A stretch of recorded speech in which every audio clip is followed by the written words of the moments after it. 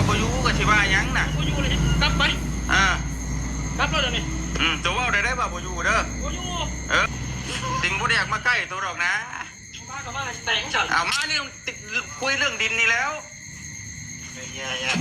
ได้หมอนี่สร้างเป็นแท้นี่ถึงมาคุยไกลเกลี่ยให้ตัวไรไกลเกลี่ยเฮียนี่อ้าวดินมันเทเป็นปัญหาได้ยังสมมติว่านั่นแหละเพื่อนนี่ผู้ใหญ่เพิ่นมาใกล้ตัวหรอกนะมาก็มาแต่งฉันเอามานี่คุยเรื่องดินนี่แล้วได้หมอนี่สร้างเป็นแท้นี่ถึงมาคุยไกลเกลี่ยให้ตัวไรไกลเกลี่ยเฮียนี่อ้าวดินมันเทเป็นปัญหาได้ยังสมมติว่านั่นแหละเพื่อนนี่ผู้ใหญ่เพิ่นน่ะอีต้นแหละเฮ็ดให้น้องเขาอยู่ยกไปถึงยกไปกระชั้นได้เอาเนาะพี่น้องเนาะพี่น้องเลยมันก็เสียงปากจนแผ่วจนพาวอะไรสิเสียงปากจนมีแต่ล้มเหมือนกันพี่น้องเนาะเฮ็ดเวียกบุกเวียกพี่น้องเลยคนเข่ามันนี่จ้ะคนเข่าแข่งกันกับฝนนะฝนตกเลยพี่น้องใน2 มื้อนี่มื้อวานนี่ก็ตกประมาณ2 โมง 3 โมงนี่แหละพี่น้องมื้อนี้ฮอดขวบเก่าก็นำลงมาอีกโอ้ยคนเข่านำก็จงบ่ทันว่าซั่นยังอีกประมาณ7 ให้พี่น้องเนาะมื้ออื่นคิดว่าสิบุกให้มันเบิดมื้อนี่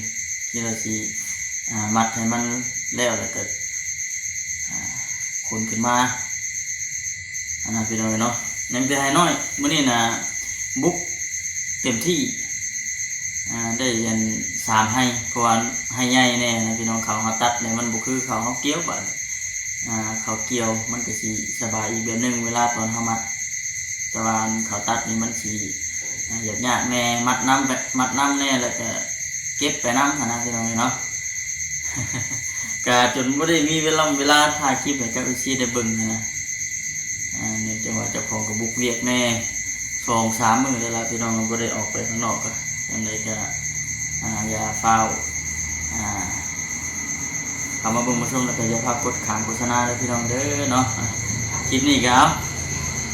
คนอื่นก็ทำมาข้ามกับขอกราบทักทายสบายดีเด้อพี่น้องเด้อเนาะทักทายสบายดี FC กันเบิดทุกคนพบเจอกันอีกคือเก่าเช่นเคยพี่น้องเนาะทักทายสบายดี FC ทางฝั่งลาวทางฝั่งไทยทางต่างประเทศพร้อมเด้อเนาะทางอยู่ไกลยินดีต้อนรับเข้าสู่ช่องของบ่คำคือเก่าพี่น้องเอ้ยมื้อนี้จะพอดีว่าขึ้นมาแต่คนเข่าคนน้ำเรียบร้อยอาบน้ำอาบในกำลังว่าสินอนเสมอมีแห้งอันนี้พอดีว่าเห็นคลิปของทางบ่จิตเพิ่นพี่น้องเนาะไปหาทางน้องตุ๊กดีแหละมื้อนี้คือว่ากับไอเตียงพวกนี่แหละพี่น้องเนาะจากที่ ได้ยินเรื่อยๆมากอะคือว่าทางน้องๆเพิ่นก็รอทางบ่เตียงเพิ่นเข้าไปตัดสินใจหรือว่าเข้าไปตัดสินให้นะว่ามันเป็นแบบใดจัดแจงให้อยู่แบบใดนะพี่น้องเนาะแบบนี้แต่ว่าเข้าไปแล้วก็จังว่าเนาะทั้งน้องเพิ่นจะคิดจังไดนะพี่น้องจากที่ได้ยินมาทั้งบ่เตียงเพิ่นว่าเอาน้องตุ๊กขึ้นไปอยู่เรือนหลังใหญ่นำกันกับน้องไล่น้องหมวยน้องตุ๊กน้องไส้แต่ว่าเวลาขึ้นไปแล้วแบบน้องหมวยผู้เป็นเมียของน้องไล่แบบคือว่าขยองขยงอยู่คือแบบบ่มักอย่างไรแหละพี่น้องเนาะเอาขึ้นไปอยู่น้ำแบบผู้นั้นบ่อยากออกไปนะมันเป็นอันนี้บัดนี้ว่าไปน้ำกับเบิ่งไปน้ำกันนี่แหละเนาะพี่น้องเนาะ เบิ่งกันเลยเป็นน้ำคลิปของบ่จิตเลย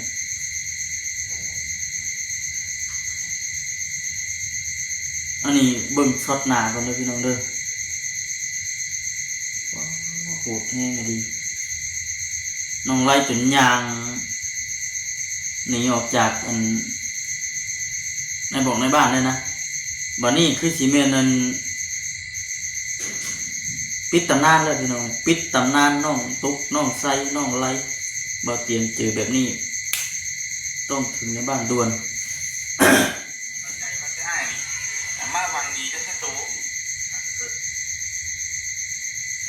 ไก่พูดว่าพี่น้อง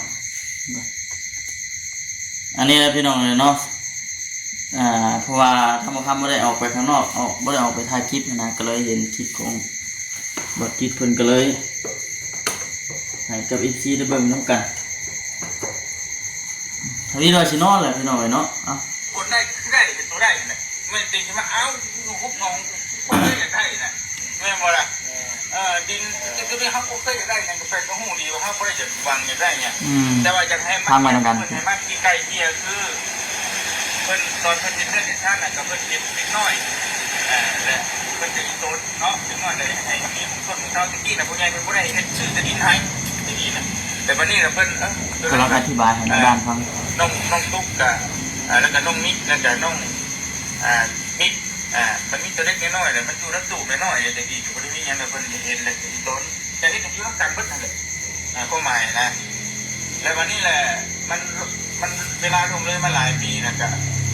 แต่เขาก็ไม่ได้พ่อโมเตโมยังที่ไปในชั้นที่มันก็เขาก็ว่าโอเคแต่นะแต่ว่าประเด็นมันคือ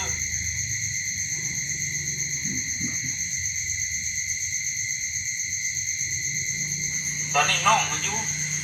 น้องก็อยู่แล้ววันนี้น่ะน้องก็ท้องก็มีน้อยท้อง6-7 เดือนเดินไปนอนอยู่กระตูนน้อยแล้วก็แม่นอยู่เขาไปถามว่าเขาก็สมัครใจน้องเองคนนี้ไฮไลท์แต่ว่าเพื่อนเห็นมันกับผมว่าชมในหมดเพื่อนใหญ่อยู่ที่2 ห้องผัดไปยังต้องไปอยู่พุ้นแต่เขาถามผู้ที่เพื่อนเห็นเพื่อนไหนน่ะตัวเรามันเปิดตั้งใจเห็นไฮโมนี่เป็นโมนี่คือโมได้อยู่แต่โมได้ว่าเห็นไฮโมนี่คืออยากได้อยู่น้ำกันแต่อยากให้อยู่น้ำกันแต่ถ้าไฮโมนี่ขึ้นมาอยู่แต่โมนี่ก็อยู่ก็ได้ลงไปแล้วจะค่ายว่ามอตุ๊กก็ว่าขึ้นมาอยู่แล้วก็เขาบอกว่ามอที่ว่าได้หรือว่าไม่ได้แต่ว่าคล้ายๆว่าเมียน้องไรนี้แล้วมันจะคล้ายๆว่ามันป้ากับนี่มันจะละหองเฮงกันอยู่นะมันแหละคนถึงให้เครียดเองแต่ว่ามันคนนี้ขึ้นมาแล้วจ้ะคนนี้จะมีอย่างแบบจะมาอยู่กันที่น้องอยากกินแต่เมื่อคืนนี่น้องมันว่าฉันหลับหายชิบะเมียเต็งตัวประยุทธ์เต็งนี่แล้วมันเขาก็อายุได้สักน้องไรเป็นเขาก็เสือเขาเว้นมันเขาชวนอุ้ยมันอยู่ขออยู่เขาว่าฉันแหละเขาเชื่อเขาต้องมีมาเขาคิดเขาเกี่ยงนะเขาบอกมาแล้ววันเขาตั้งลงมาอยู่เขาเองมันเพื่อความสบายใจของเขาเขาอยากมีเขาเองก็เลยเครียดต่างๆเขามักใจแล้วไม่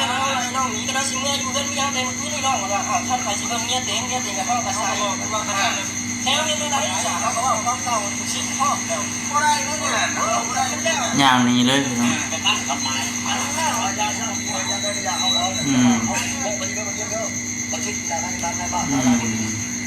งคนบอกคำสิปันไป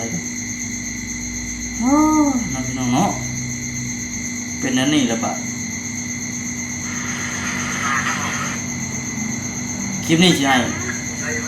เบิ่งน้ำกันแบบยาวๆเลยพี่น้องเด้อเห็น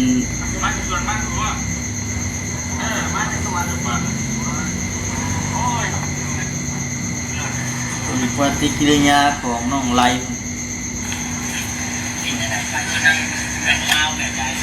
เวลาได้คนต่อเลยเจ้าคนข้าวจะว่าที่กินจะว่าไม่เกิดจะเกิดจะกินเขากับเขาบอกว่าไล่เล่นแล้วตะกี้จะได้ยินแต่ลูกคนตอนผิดเลี้ยวกันตอนป้าเลิกกันเขากับบทเบอร์น้ำกันไปแต่ว่าวันนี้มันมีปัญหาน้องอันนึงแหละพวกนั้นมาเบิ่งเลยมันมีปัญหาตรงนี้นะมันคุยกันบนโต๊ะแต่นี่ผู้ใหญ่ก็เลยให้เขามาเบิ่งเขามาคุยมันเข้าใจกันปัญหาประเด็นหลักตัวนี้ก็คือเรื่องนั้นนี่แหละมันยังโกลงโตกันโตที่ว่าน้องได้น้องตุ๊กไปใช่ไหมตุ๊กไปทำน้องชายก็ได้คือน้ำมันยังใช่มันบอกว่ากูยังว่าน้ำน้องตุ๊กมาแล้วแต่มานั่งนั่นน้ำกันเพราะว่าต้องมาที่2อ่ะหมดแล้วเพราะว่าอยากสอบถามเบิ่งได้หน่อยว่าระหว่างปัญหามันเกิดนี่ต้องมาเพื่อให้มันจะพูดเรื่องหรือว่าจังไรมาบรรจุคนนั้นให้มันพูดเรื่องกันแบบคนนึงไปพังกับปากคนนึงพุ่งกับปากคนนึงกับปากได้ตอนน้ำต้อง ต้องให้มันจบ ปิดตำนาน ความจริงมาแล้ว น้องตุกน้องไซน้องไล เขาเล่ากันแบบใดเนาะสิ่งตัวนี้สิ่งจะว่าจะบอกเขาว่ามันเห็นผลแบบใดเขาต้องเข้าใจแบบใดผ่านว่า มาวันนี้ก็มาแก้ปัญหา แน่นแหละนั่นแหละ แบบบ่ได้ว่าจะให้ไฟนั่นคนนี้ห้ามบุ้มีไฟห้ามบุ้มีชวนเลยจะเสียมาสีหลักวิทย์เลยเฮ้ยโอ้ยกระที่ว่าสิไปเนื้อเพราะนั่นก็ปวดหัวอยู่กันนะโอ้ยมันบ่แล้วแกยาวมันจะตะกี้หมดเลยในน้องนี่ในตั้งแจกเขามาจะคุยกันมัน ไอ้ยังลงมา ไปตามนี่แหละตามรักตามการนี่แหละได้ไหม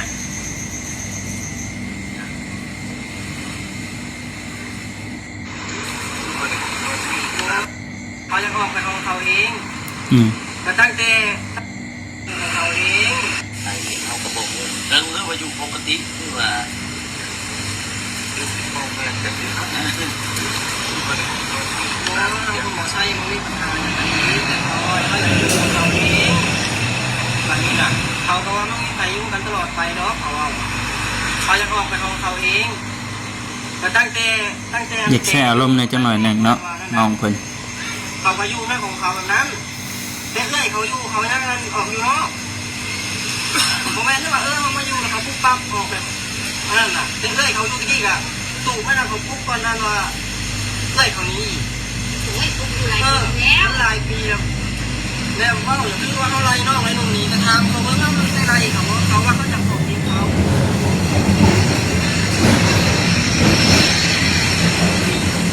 ผมแม่ที่ว่าไปอยู่เลยมีหน้าสูงมาอยู่เลยผมเป็นเจ้าของเพื่อนเขาคนละว่า เราก็เตียงแล้วผมก็จะเที่ยวแต่น้องคนตุกหลานน้อง นะเอาคนจะมีเรื่องเวลาก็ไปนะความระบาด แต่ว่าเขามานี่ มาด้วยความจำเป็น จำเป็นว่าเขามาบอกดีๆแต่ว่าน้องลุงว่ากับเขานี่ ปัญหามันจะเกิดเนาะ ในว่ากับเขาเนี่ยแบบเอามาพี่ปะมา บอกเขามาได้เข้าไปเบิ่งเนาะ แบบที่ว่าตอนรับเขาแบบนี้ปะ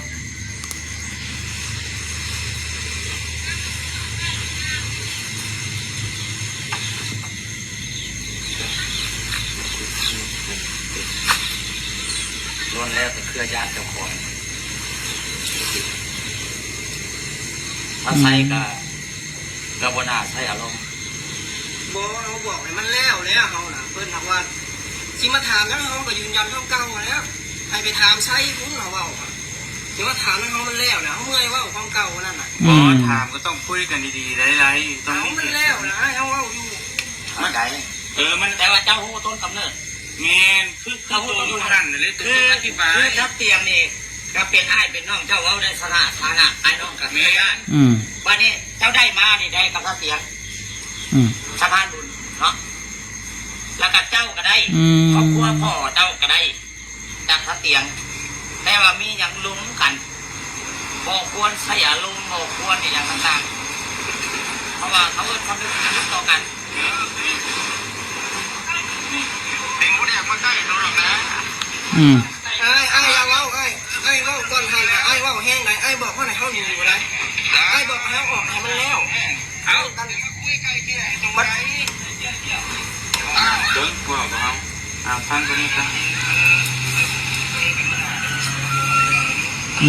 เบิ่งพี่น้องบ่คำสิก่อนเดี๋ยวจะเข้าไปเบิ่งคลิปว่าเตรียม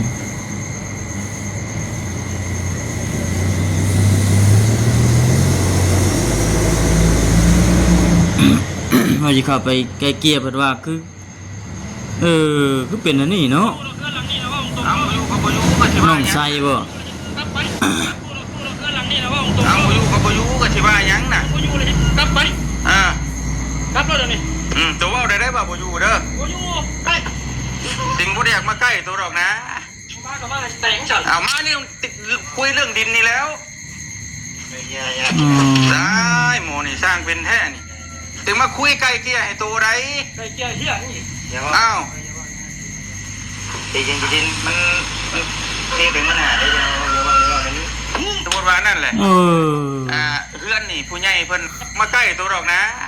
มากับมาแต่งจัง เอามานี่ติดคุยเรื่องดินนี่แล้วได้หมอนี่สร้างเป็นแท้นี่ถึงมาคุยไกลเกลี่ยให้ตัวไร ไปเกี่ยเหี้ยนี่ อ้าว จริงมันเทเป็นมันหาได้ยังนี้ สมมติว่านั่นแหละ มาเห็นไว้เนาะ เพื่อนนี่ผู้ใหญ่เพิ่นน่ะอีต้นแหละเฮ็ดให้น้องเขาอยู่ ยกไปถึงยกไป กระชั้นแล้วเอา ก็ยกไปถิ่มนี่กู สมมติว่านั่นแหละ มาเห็นไว้เนาะ เพื่อนนี่ผู้ใหญ่เพิ่นน่ะอีต้นแหละเฮ็ดให้น้องเขาอยู่ ยกไปถึงยกไป กระชั้นแล้วเอา ตัวอายว่าน้องเนาะ เป็นชิปแบ่งเขตให้เลย แม่เอาดอกกูอยู่ ตัวบุโอเคคำบุยูแล้วก็มาอยู่เพื่อนเมีย ที่แบงนี่นะถามใช่เบิ่งโมเมนต์ไว้อื่นหรอกฉันเอาเมื่อแต่คืนนี้ไอ้ก็บ่ได้มักยากดอกปัญหาเก่าๆเดิมๆมันบ่แล้วตั้งแต่สิไหนมาแหละ ว่ะเดี๋ยวเฮ็ดได้สบาย มันโมเมนต์เขาอยู่บ่ได้เขาจะไปอยู่ของเขาเอง ก็นั่นแล้วเขาอยู่ทั้งตัวบ่ได้นะอะไรตัวเชว่าได้ซะ เวลาจะลงมาฮันต้องให้เสนอบุคคลก่อนต้องการจะตั้งมาเพราะว่าบุคคลอยู่กับการจะตั้ง เออโอ้เนาะบ่คำหักกะหูเลยพี่น้องเนาะกุกปลาสาเหตุเพิ่นเออ วันนี้มันสิมาเบิ่งเงินคริปโตบ่จิตเพิ่นเอาลงนี่ก่อนว่า ป้าจะให้เข้าใจว่าจะบอกเขา อืม ฟังคนนี้ครับ หาฮอดนี่เนาะ เบิ้งเฮ็ดจะเอาอันนี้ครับอันนี้คือเฮาบ่ได้มาจากได้หยังเฮามามีแต่เฮามาช่วยแต่ว่าเฮ็ดเฮาเฮ็ดใส่เฮาแบบนี้มันแบบว่ามันเอาอะน้องนุ่งนี่ที่จริงหากแท้โตคือน้องคือนุ่งแต่ว่าจริงบ่จักเขาเว้านะเนาะอี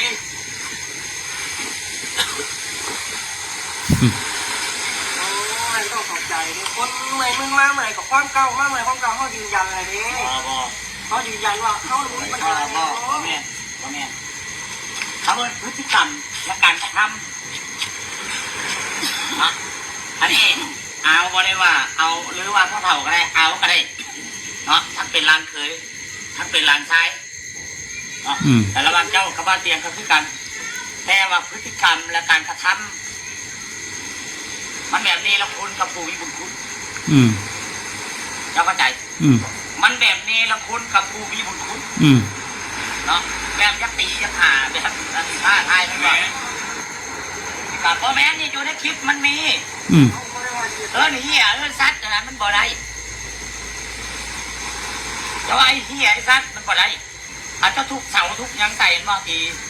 เอาเดี๋ยวเอานี้มันนี้ดินี่เอาคลิป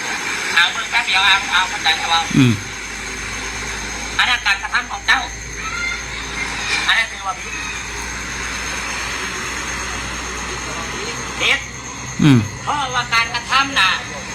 เดี๋ยวนี้คือความเสี่ยงนี่คนที่มีบุญคุณคนที่มีพระคุณมันคือการกระทำระหว่างครอบครัวเจ้ากับครอบครัวทำไรนี่คือคอยบุญคุณแนวนี้ยังต้องคุยกันดีๆ อืม แม่ทำก็ต้องการคุยดีๆนะแต่ก็บ่ได้ว่า เป็นอย่างคือข่อยนี่เป็นคนกลางต้องเล่าว่าไพ่พิษไปนี่ต้องเล่าผลประโยชน์คือพวกเจ้าได้ แม่ แม่หรอถ้าคนเสียแล้วไปหักคนเสียเพราะไหนวะคือมีปัญหามา แม่ ต้องมาฮอดข่อย แม่ อืม รายได้คือพวกเจ้า แม่ เนาะแต่คอยเว้าว่ามันเป็นกลาง เดี๋ยวนี้พักส่วนเงินเอาโอเคนับจากการซื้อดินเนาะคอยได้รวบ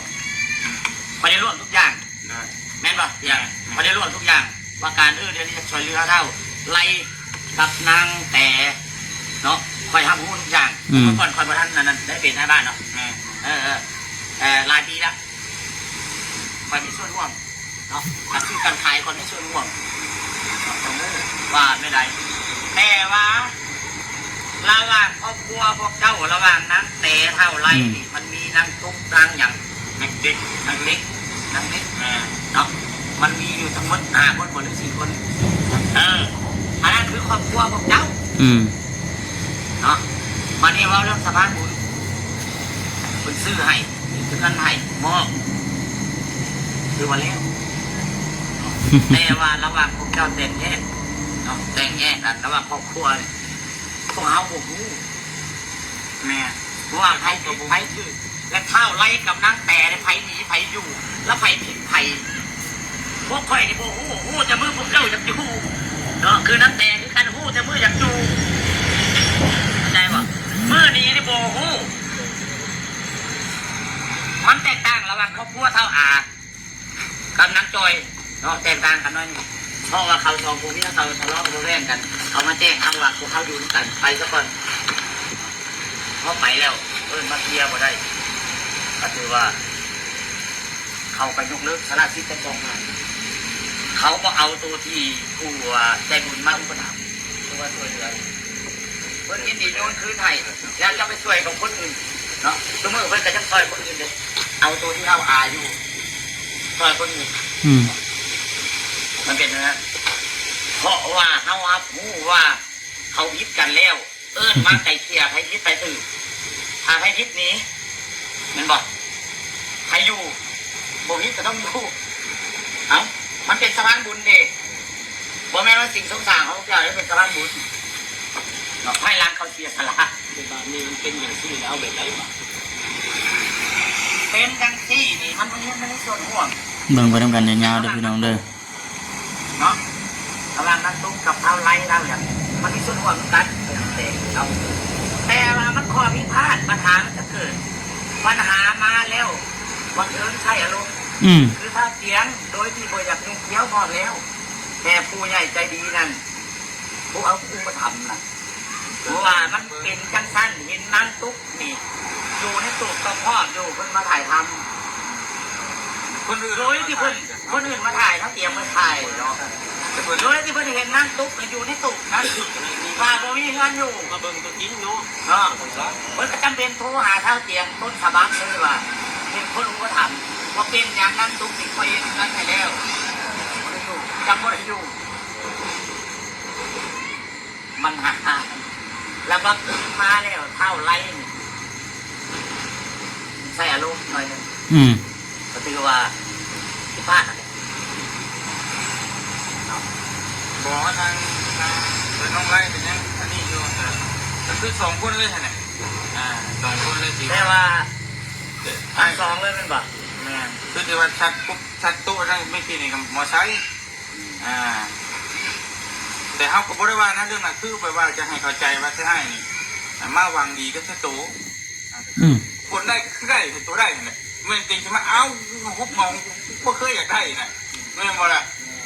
ดินก็ไม่เขาก็เคยอยากได้เนี่ยก็แปลกก็หูดีว่าเขาไม่ได้จะวังอยากได้เนี่ยแต่ว่าจะให้มาเกียร์คือเพิ่นให้มากีไก่เกียร์คือเพิ่นตอนเพิ่นเล่นในชั้นกับเพิ่นกินนิดน้อย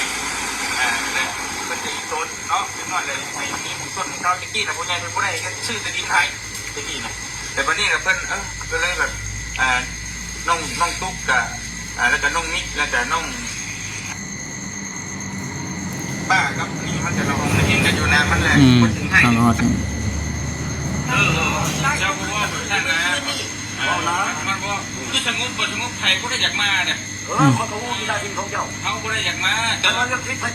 ให้สั่งเขาเทียมมาสั่งให้ละลายคนเนาะบ้านนี้เนาะเลยบอกนี่แต่แม่ไม่แต่แม่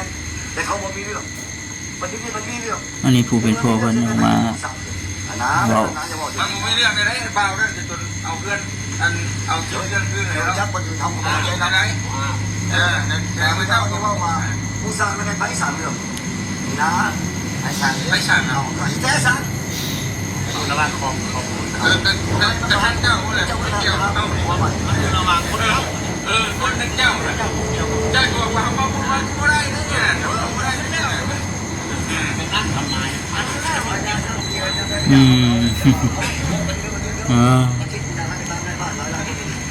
แล้วต่อไปเอาดีก็ต้องมีเอาเราเบา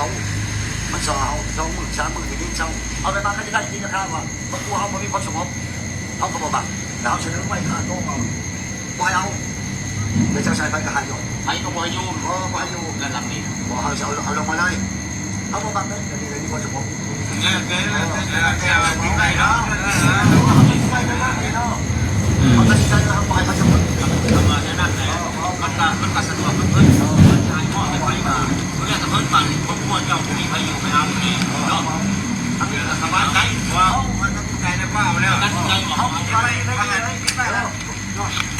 วันนี้ไปทำเขาคิดว่าตอนนี้ต้นเขาคิดว่าของท่านเนาะท่านจะพ้นทุกข์พ้นยากแล้วมันล้ำเลยก็ยังคือบอกท่านจะพอใจ บอกคนละอย่าง เราไม่ได้เข้าใจความหมายเลย มันไม่ได้ ความหมายเจ้าชมเจ้าหาเหตุผลเจ้าจะใส่อารมณ์มันว่าชิบวางนี่กับบ่ได้ ก็นี่เพราะว่าอย่างนี้ บ่แม่นบ่เกี่ยวตรงนี้บ่เกี่ยวจะพังไปว่าเลย เอาละมีบ้าง คอยอธิบายว่าถ้าเรายืนยันแทนบังไรลูกชายน่ะเนาะจะทางไซบ่เกี่ยวแล้ว โอเค เอาไรยังเดียวอันนี้พ่อยืนยันเราบ่เอาเรื่องที่เพิ่นช่วยเหลือถ้าแสดงว่าตัวนั้นตุ๊กเป็นของนักเตะ พอแล้วก็ ถ้าตุ๊กเป็นของนักตุ๊ก เรื่องเขา นักตุ๊ก เอาแล้วมาแก้มาอยู่ไม่ได้ก็เอาแล้วนะ บ่เกี่ยวบ่เกี่ยว เขาไม่ได้เคยว่าจะให้ใครมาอยู่นะครับไม่ได้ไม่ได้ว่าอีก ความหมายเพราะว่าจะใช้อารมณ์หมายว่าใช้อารมณ์แล้วมันบ่ถึงกัน ผมไม่ใช่อารมณ์เขาพอทำเรื่องมันจะดีกับมันบอกเขาพอทำเรื่องมันนั่นเองมันยุ่งมันยาก ตามเรื่องอยู่ความหมายเพราะว่าเจ้าน่ะต้องควรพังว่าเอาปัญหามันเกิดไปที่เหตุใดและลูกอยู่หันเนี่ยจักปีแล้วแล้วควรปฏิเสธบ่คนที่ใจบุญเด้อยากช่วยเด้ลูกเต้าเด้แต่เจ้ามาปฏิเสธด้วยเหตุและผลทำด้วย มันว่าตอนไหนว่าผมพอใจก็ทำทางก็ผมพอใจเขาผมพอใจนี้เรื่องจะว่าวิค่ะพอที่สักเขาบอกว่าผมพอใจเนาะแต่ดูแล้วกันสมมติที่นี่เห็นว่าเขาเข้ามาว่าบ่ได้มีนี่เขาก็บ่ได้โคนามาตัวได้ปีเลย หรือว่าจะจอยเนาะจะขนาดที่ เราพอผมบ่ได้มาใกล้จะกินจะดูรถจะทานจะมาหากินเฮ็ดยังไงเฮ็ด มันมีเรื่องน้ำเล็กน้อยออกไปยูทูบนะ แล้วก็จะยืน ตัวนั้น แม่ตัวนั้นมันคนมาเห็นเลยมัน ตอนนั้นเลยตัวแม่ มันเรื่องตัว มั นั้น นคลิปนะคนที่มาถ่ายคลิปมาเอาน้ำตุ๊กนี่ลง